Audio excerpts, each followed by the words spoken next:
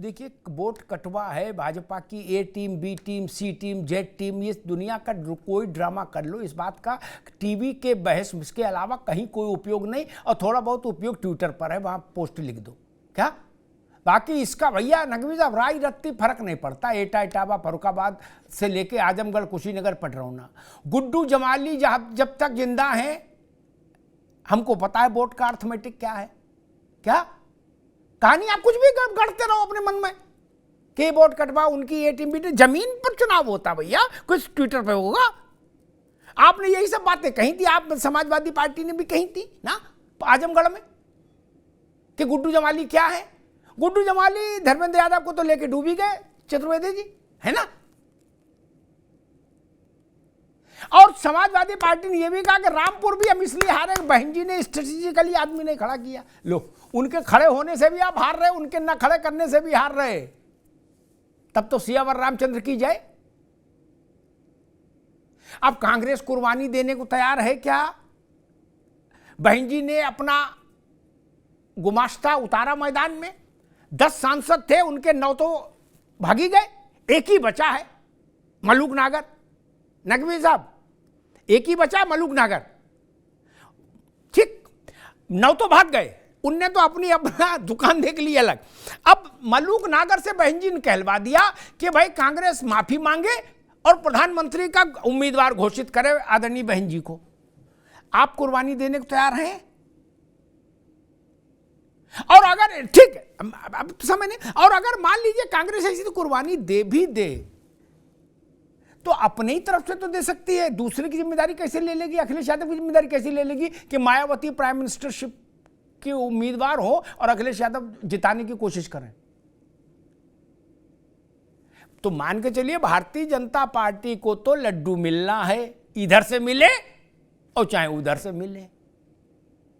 बसपा और कांग्रेस मिलकर लड़ते हैं तो अखिलेश यादव वही काम करेंगे जो बसपा करेगी। अब अगर अखिलेश और कांग्रेस मिलकर लड़ते हैं, एक तो लंका लगाएगा, सपा लगाए चाहे बसपा लगाए, और उस लंका का सीधा डायरेक्ट बेनिफिट स्कीम होती ना इकोनॉमिक्स में, वैसे चुनाव में भी होती है मित्र, डायरेक्ट बेनिफिट स्कीम। क्या डायरेक्ट ट्रांसफर होता, डीबीटी क्या बोलते हैं उसको, कुछ बोलते हैं ना, हिलाल भाई को पता होगा। वैसे बटन दबेगा सट से और टीवी पे आना शुरू हो जाएगा कि पटरौना भी जीत गए, कुशीनगर भी जीत गए, आजमगढ़ भी जीत गए, दिस भी जीत गए, दैट भी जीत गए। क्यों? क्योंकि पता लगा कि 1 लाख वोट से जीते और 1,10,000 बहन जी के थे, हो गया काम। ये बात मैं हवा में नहीं कह रहा। आशीष जी को मैंने शायद एक बार कहा भी था कि 17 का चुनाव शायद जब निपटा था तो मैंने समाजवादी पार्टी के साथ बैठ के इसको समझने की कोशिश की कि मायावती जी का क्या असर रहा। तो 100 सीटों पर मायावती जी का असर था समाजवादी पार्टी को हराने में। 100 सीट्स क्या, इसलिए टीवी की बहस से क्या फर्क पड़ रहा है कि मायावती के पास कौन है और कुछ नहीं है, मायावती का दिस है, जो चाहे बोलो, लेकिन 100 सीटें हरा दी थी। मायावती जी को इतना ही तो करना है कि हम जीतने के लिए नहीं लड़ रहे, चलो आओ, तब क्या करोगे? नावेशी को समझिए, बड़ी खतरनाक बात की ओर इशारा कर रहा हूं क्या। जैसे कितनों के माथे से राजयोग पहुंच देंगी कि नहीं पहुंच देंगी बहन जी? एक तो भाजपा वैसे चढ़त पे, ऊपर से ये काम। तब भाई पश्चिमी उत्तर प्रदेश में कोई हाजी लड़ेगा क्या? आप कुछ कहो टीवी पे, उसके पास उतना समर्थन है कि 10-20-50,000 वोट अपना और 10-20-50,000 बहन जी का, लाख वोट आपका खराब कर देगा। उतने बड़े आप अपर हैंड पे नहीं हो कि आप 5 लाख सीट तो कहीं जीत नहीं रहे यूपी में। समाजवादी पार्टी और कांग्रेस एक साथ आ भी जाए तो यूपी में कोई सीट भी ऐसी नहीं जो सपा अब ये कहे, अलायंस ये कहे कि हम ये 5 लाख से जीतेंगे, तो हम कहेंगे ये बसपा के इफेक्ट से बाहर हो गई सीट। अब बसपा इसका कुछ नहीं कर सकती। मैनपुरी आप बड़े बहुमत से इसलिए जीते थे कि मुलायम सिंह जी के प्रति श्रद्धांजलि थी। अब मैनपुरी में भी स्थिति दूसरी होगी मित्र तब। और कोई भी व्यक्ति, आप 100 दिन के भीतर चुनाव में जाना है। मैंने भी ये बात कही थी, जो बात आशीष चतुर्वेदी कह रहे हैं उस वक्त, तो कांग्रेस के मित्रों ने मेरी बात को कहा कि नहीं नहीं भाई, हमने तो पहले दिन से क्लियर कर दिया था, अखिलेश यादव नहीं सुन पाए तो ये उनकी गलती है कि स्टेट में अलायंस नहीं होगा। ठीक है, 5 महीने बाद आप अलायंस करने जा रहे हैं और 100 दिन जब चुनाव के बचे तो तू में है। कैसे ये दावा करेंगे कि हम एक साथ हैं? कैसे दावा करेंगे? और एक बात मैं अपने पत्रकारी जीवन के अनुभव के आधार पर और कहना चाहता हूं। मुझे पता नहीं कितने लोग उससे सहमत होंगे, असहमत होंगे, मुंडे मुंडे मतर भिन्ना, सबका स्वागत। लेकिन मैंने मेरे ख्याल से 88-89 से अयोध्या को एक पत्रकार के नाते बहुत गंभीरता से कवर किया। उस आधार पर मैं एक कहना चाहता हूं आशीष चतुर्वेदी जी और नकवी साहब, टीवी में बैठ कुछ भी मान लो, घर में बैठ के कुछ भी मान लो, इतना बड़ा जन आलोड़न, जन उद्वेलन सोचा नहीं गया होगा जितना जमीन पर आकार ले रहा है। ये जान लीजिए। आप यहां खारिज कर सकते हो, ये तर्क दे सकते हो कि राम सबके हैं, उनसे क्या है, और भाजपा कौन है और दिस कौन है। मैं उस बहस में नहीं पढ़ूंगा, वो भाजपा जाने वो क्या है क्या नहीं।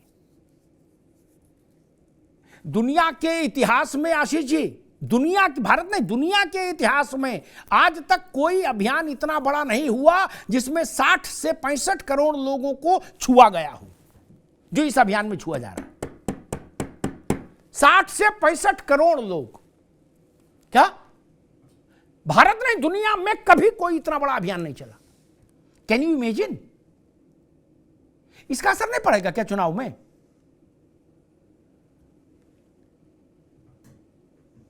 आप कहते रहिए कि लल्लू जी भी गए थे अयोध्या, कौन माना कर रहा है? कहिए, आप कहिए फखरुल हसन भी गए थे अयोध्या, उनकी भी फोटो है, उससे मुकाबला हो जाए तो मेरी शुभकामनाएं,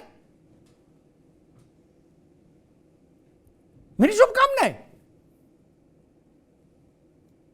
अयोध्या को छोटा करके मत समझिए ना ना कि सामान्य घटना है, कोई खेत की नपाई हो रही है जो 4 चौकीदार 4 लेखपाल जाग करा के निपट जाएगा, नहीं ना। और एक और बात है, मुझे लगता है ऐसा कि हो सकता है 22 जनवरी के बाद जब अयोध्या में रामलला की नव्य मूर्ति का प्राण प्रतिष्ठा समारोह हो जाए और 23 से जनता के लिए खुल जाए, जो अभी मूर्ति है ना रामलला की, नावेद बाबू, जिसकी पूजा अभी हो रही है, 1949 से तो हो ही रही है, उस मूर्ति का हो सकता है भारत में दर्शन यात्रा आयोजित की जाए और हर बड़े मंदिर में वो मूर्ति जाए, वहां के लोग उसकी पूजा करें, दर्शन करें। इसीलिए वो चल मूर्ति है, उत्सव मूर्ति। अगर ऐसा हुआ तो देश के हर कोने में भारत की धर्मप्राण जनता ये मानेगी कि रामलला चल के आ गए दर्शन देने। क्या इतना बड़ा आलोड़न आप सोच ही नहीं सकते। राजनीति का व्याकरण फेल हो जाएगा मित्र, जान लीजिए।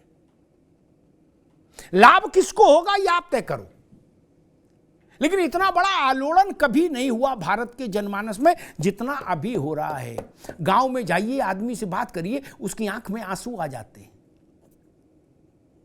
सिर्फ इतने से आंसू आ जाते हैं। और एक बात जो इकबाल अंसारी साहब ने कही, उस पर मैं बात खत्म कर दूंगा। मेरे ख्याल से हिलाल भाई को उस बात पर कांग्रेस को चिंतन करना चाहिए और मुलायम सिंह की पार्टी को भी चिंतन करना चाहिए। बहन जी की तो खैर लीले न्यारी है। इकबाल अंसारी ने क्या कहा नावेश को? इकबाल अंसारी ने कहा कि जो अयोध्या में अभी हुआ 6-6, 8-8, 10-10 लेन की सड़कें, बढ़िया एयरपोर्ट, रेलवे स्टेशन और तमाम जो सैकड़ों चीजें, मेडिकल कॉलेज, दिस दैट, बोले ये तो पहले भी हो सकता था, इसमें कोई रोक थी क्या? ये सवाल पीछा करेगा कांग्रेस का, बसपा का, सपा का, जो लोग शासन में रहे। अयोध्या में मेडिकल कॉलेज खुले, इस पर किसी कोर्ट की रोक थी? नहीं ना। अयोध्या की सड़कें चौड़ी हो जाएं, किसी कोर्ट की रोक थी? नहीं। अयोध्या में स्टेशन अच्छा हो जाए, किसी कोर्ट की रोक थी? नहीं। क्यों नहीं हुआ? ये सवाल इकबाल अंसारी उठा रहे हैं, रामविलास वेदांती नहीं। इस अंतर को महसूस करिए। कौन है इकबाल अंसारी? इकबाल अंसारी उनके बेटे हैं जिन्होंने महंत रामचंद्र परमहंस दास के साथ बैठकर रिक्शे पर दशकों तक बाबरी मस्जिद का मुकदमा लड़ा था। उनके बेटे हैं ये इकबाल अंसारी, जो कह रहे हैं कि अयोध्या में ये काम तो पहले भी हो सकते थे, लेकिन अब मोदी और योगी ने आके किए। इस बात का क्या काट करिएगा? आपके एक बार सरयू में डुबकी लगाने से, फोटो खिंचाने से बात बन जाएगी? नहीं ना। ये बात इकबाल अंसारी पूछ रहे हैं, इसलिए महत्वपूर्ण हो जाती है। आपके बीच में एकता का अभाव है और दूसरी तरफ राम मंदिर को लेकर देश एक ऐसे जंज्वार, भावना के जंज्वार पर बैठा है जो भूतो न भविष्यति है। इसके बीच में आपका रथ कैसे चलेगा, कैसे और कितनी दूर तक चलेगा, ये सवाल है। राहुल गांधी, मायावती जी और अखिलेश यादव अगर आज तय नहीं कर सकते, मुझे अखिलेश यादव का एक बाइट में सुन रहा था जिसमें उन्होंने कहा कि सूर्य को आने दीजिए उत्तरायण में, सब ठीक हो जाएगा, सब तय हो जाएगा। और फिर उन्होंने कहा सूर्य को आने, दूसरी बार बोले सूर्य को आने दीजिए उत्तरायण में, फिर हम सब तय कर देंगे, फिर हम सब तय कर देंगे। इस बात को भी ध्यान रखिए। धन्यवाद।